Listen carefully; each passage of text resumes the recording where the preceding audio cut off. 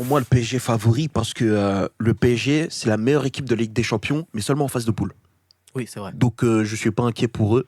Et même si tu es à la J3, à la J4, tu te Milan. dis, ils sont troisième, ils vont finir en Europa.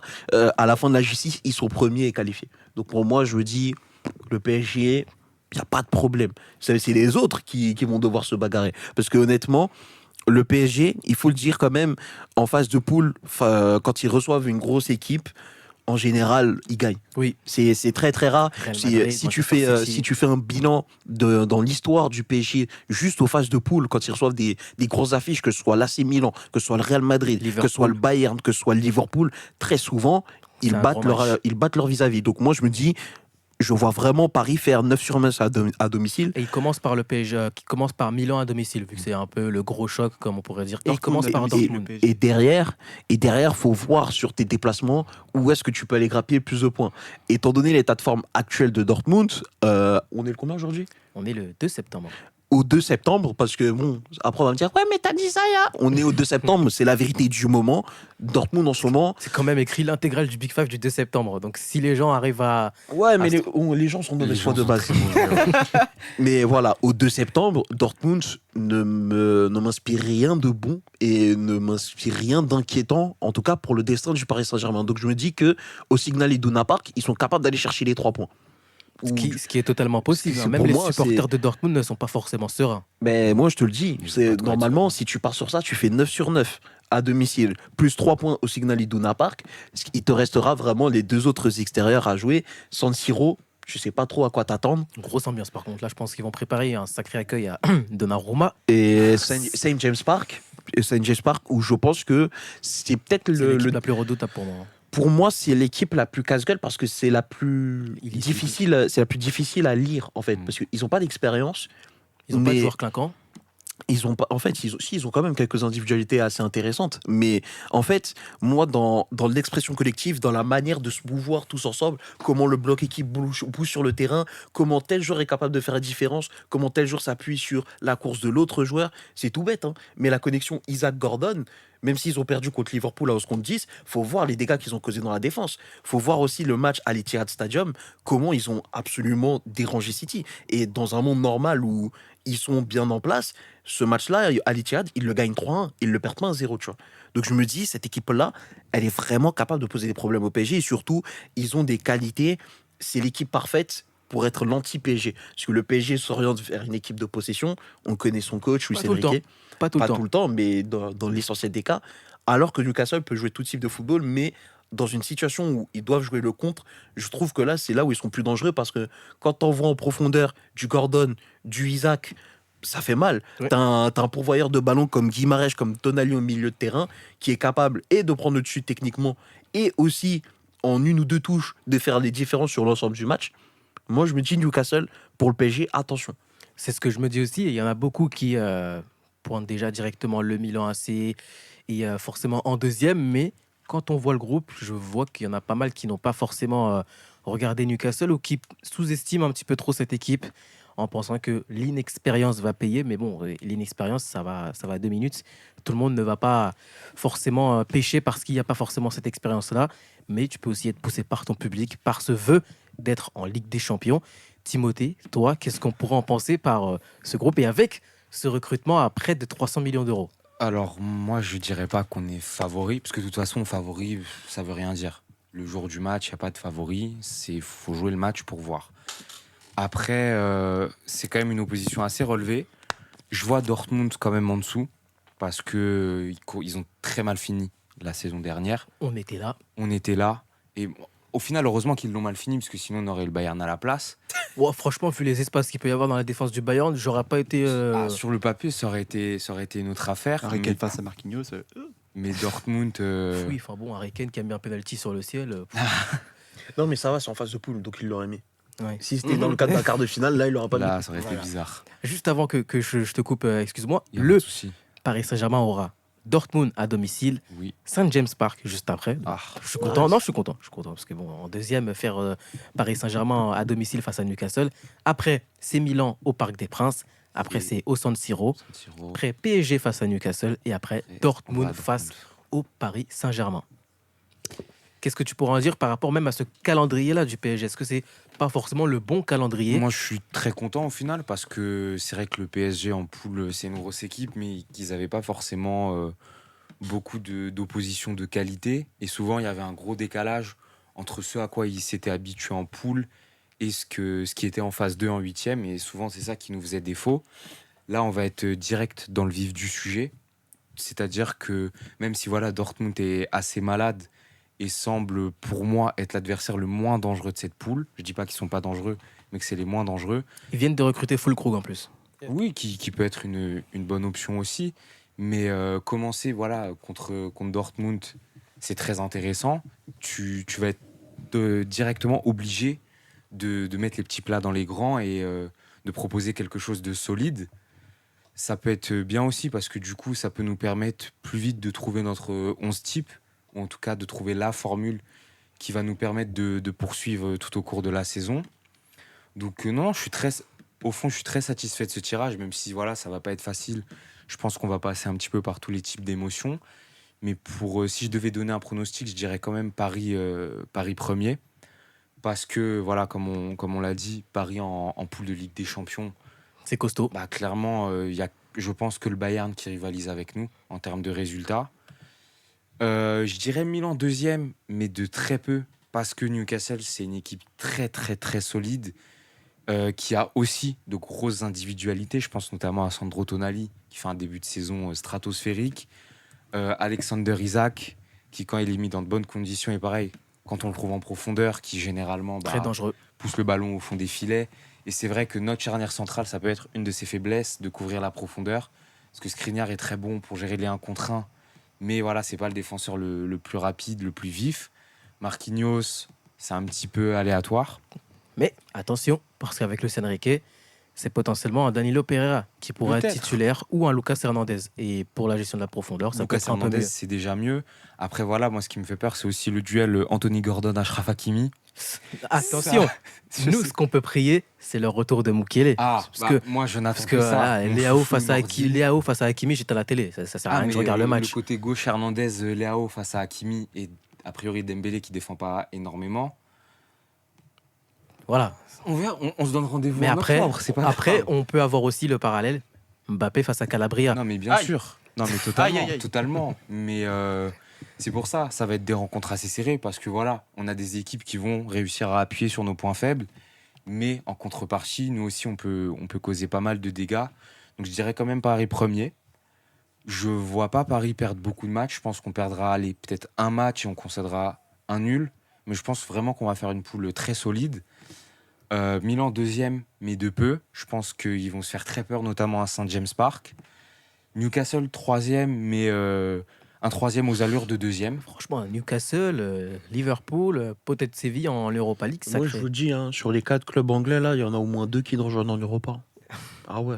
Ça fera beaucoup quand même. Hein. Non, mais t'inquiète pas, ça va bien se passer pour eux. Et, Ah ouais, ok. et éventuellement, Dortmund dernier. Et Dortmund dernier en tirant Griezmann, parce que je les vois pas faire une grosse saison. On en a parlé plusieurs fois l'an dernier, mais c'était la saison ou jamais pour vraiment passer un cap. Ils l'ont pas fait. Et en plus, mentalement, je pense qu'ils sont encore affectés par ce qui s'est passé. Ça se voit dans les résultats, même s'il n'y a eu que 2 journées en Bundes. Ils ont perdu Bellingham, qui était quand même la pièce maîtresse de cette équipe. Ah, t'es content, Ah, il est hein. content, il est content, le meilleur buteur de Le la Liga. Soligor. Mais donc je pense que non, ils vont payer un lourd tribut pour tout ce qui s'est passé lors de cette fin de saison. Donc je vois Dortmund dernier. Et comme là, ouais, il y a pas mal de clubs anglais qui pourraient rejoindre la Ligue Europa. On en reparlera peut-être après. Hein. Je vois bien une petite finale 100% anglaise en Ligue Europa. Mais Si Séville ne descend pas. si Séville ne descend pas. Parce qu'à la base, vous deviez être en finale de Ligue Europa. Et Mais vous avez croisé voilà. les bourreaux espagnols, Voilà, on a perdu malheureusement. notre charnière centrale, on a mis 2 CSC, puis on s'est fait baffer à Sanchez Pizjuan. Voilà, mais C'est pas grave. petit instant résultat, donc la Sociedad qui a fini par gagner 5-3. Burnley qui mène 1-0 face à Tottenham. Voilà. Oh. Donc je ne te dirai pas qui est à la pointe de l'attaque. Voilà. Tu pourras deviner toi-même. Tu commences à 10, mais bon. À 9 même, vu le capitaine. Le capitaine C'est la des Spurs. Peut-être que ça sera Lloris, hein, vu qu'il n'a pas été vendu. Oui, il est dans l'effectif. Il n'a pas été vendu à Nice. Donc voilà, il n'a pas complété le Pokédex d'un certain parti politique. Mais bref. C'est Vicario au cage. Mais ils ont quand même une belle équipe. Enfin, Udogi, Van de Ven, Romero, Porro, Sarr Bissouma, le double pivot exceptionnel. Ils prennent un but alors que j'ai mis Romero dans ma FPL. Je suis dépité, gros. Solomon, Madison, Kulusevski, le petit prince. Et Ouais. Hugminson en pointe. C'est quand même un bel effectif. C'est pas mal, c'est pas mal. Oh.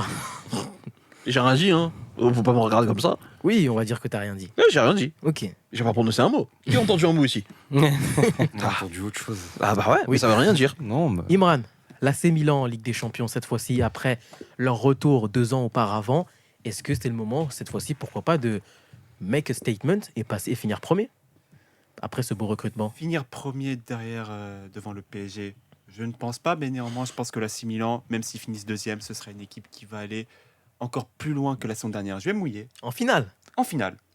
Je vais vous expliquer pourquoi. Alors déjà, le plateau de la Ligue des Champions cette année, il est extrêmement ouvert. Il y a beaucoup de nouvelles têtes et il n'y a pas ce grand favori ou en tout cas ce groupe d'équipes qui a la place en demi-finale qui est destinée. Donc ça va créer une ouverture pour l'AC Milan.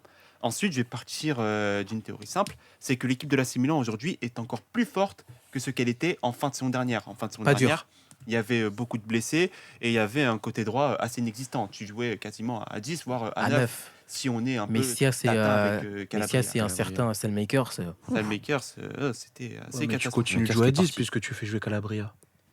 Bah, Oui, 9. mais au moins, T'as un côté droit vu qu'il y a inexistant. Zinedine Krunic qui court partout, vu que tu as un milieu de terrain qui a quand même du gros volume, je pense vraiment que l'AC Milan aura une équipe Mais ton chouchou blessé. qui va être très... ouais, le chouchou blessé, mais il va revenir. On le garde au chaud. Après les phases de poule. On le garde au chaud pour les huitièmes de finale, le petit Benasser, on le garde au chaud surtout pour la Coupe d'Afrique. C'est pour ça que je dis on par rapport à l'Algérie. Mais je pense vraiment que cette équipe de l'AC Milan, elle est plus forte que ce qu'elle n'était en fin de saison dernière. Et cette équipe va être très difficile à jouer. Très difficile à jouer parce qu'il y a un bloc défensif qui est extrêmement compact et extrêmement dense. C'est très difficile de percer le bloc de l'AC Milan. On l'a vu hier contre la Roma. Certes, la Roma, ce n'est pas l'équipe la plus joueuse de Serie A. Néanmoins, on a vu un AC Milan assez serein. Un gardien qui n'encaisse pas de but, qui est fort dans les airs, qui a une science de la sortie absolument incroyable parce que Mike Maignan, en plus de ses qualités physiques, lui permettent assez vite d'exploser et de sortir. Il a une intelligence parce que ses sorties, elles sont toujours très raisonnables et très contrôlées. On a une défense qui est assez organisée, qui est capable de couvrir le côté droit et les pertes de Calabria, même si Calabria, sur un match, on l'a vu face à Kvaratskhelia lors du triptyque napolitain, Il l'a mis on dans sa sait qu'il poche. peut se sublimer, et donc peut-être qu'un commissaire Bapar qui se mémarise et qui peut-être essaye d'en faire trop, ça peut faire mal. Donc attention à ça. On a aussi un milieu de terrain extrêmement solide, extrêmement compact, avec beaucoup de volume, mais aussi beaucoup de qualité technique. Tijani Reinders, sous pression, c'est très fort. Pareil pour Loftus-Cheek, qui a cette capacité à gagner ses 10-15 premiers mètres sous pressing. Donc ça va faire extrêmement mal. Et enfin, en attaque, on a enfin un AC Milan qui est dangereux sur les deux côtés. Joy Boy. On a Joy Boy à gauche qui va créer du danger, mais aussi Pulisic à droite. Et ça, c'est assez inespéré. Et Chukwueze. Et si, oui, voilà, s'il y a Pulisic qui se blesse ou alors qui est dans une forme un peu moins bonne, ben, il y a Chukwueze qui peut faire mal et Okafor aussi de l'autre côté. Oui. Et pour moi, la principale force de l'AC Milan, c'est que dans un match compliqué, grâce à ses forces offensives, cette équipe de l'AC Milan est capable de se créer des occasions et surtout est capable de se créer des pénaltys. On sait très bien que ces joueurs sont très dribbleurs, sont très difficiles à prendre et on sait souvent que pour les stopper, il faut faire faute. Et souvent, on voit cette équipe de l'AC Milan qui, grâce à ses individualités, arrive à avoir des fautes. Et on sait que en penalty, Olivier Giroud ne déconne pas. Et on sait très bien Et qu'Olivier Giroud est capable de... il faudra de marquer. surtout aussi faire souffler Olivier Giroud, ce qui va être très important Oui, pour d'où la le suite recrutement de la Luka Jovic, même si Exactement. je pense que l'AC Milan aurait dû foncer sur Mkhitaryan, ils auraient dû foncer Attention, tête c'est baissée. apparemment l'entourage qui a L'entourage. fait un peu capoter le transfert de Mehdi Taremi pour l'AC Milan. Et ça, c'est dommage pour... Pousse, vous venez vraiment de dire que Lukajovic est à l'AC Milan. Oui, en prêt. La saison sera longue. La saison sera très longue. Ah, on sait C'est juste jamais, pour hein, faire peut-être tourner, jamais, hein, hein. c'est Oui, pas un mais- titulaire. Moi, je vous dis juste comme ça, en vrai, Milan, c'est plus costaud que l'année dernière, mais parce que j'ai envie d'être pour une fois ce hipster de merde que je méprise tant. Pour une fois, je vais mettre Newcastle deuxième, tiens. Et je vais mettre Milan troisième. Ah. Ouais. Moi, je garde Milan Ouais. deuxième. Je pense vraiment que cette équipe de Newcastle, elle a une petite faiblesse, une toute petite, c'est qu'elle peut encaisser à n'importe quel moment. On l'a vu sur ce début de saison, on l'a vu face à Liverpool. Alors que l'équipe était à 11 contre 10, on a vu une déconcentration défensive. Et tu sais très bien que quand tu laisses ne serait-ce qu'un millimètre d'espace Oui, à Mohamed c'est vrai. Salah pour donner sa passe, il la donne.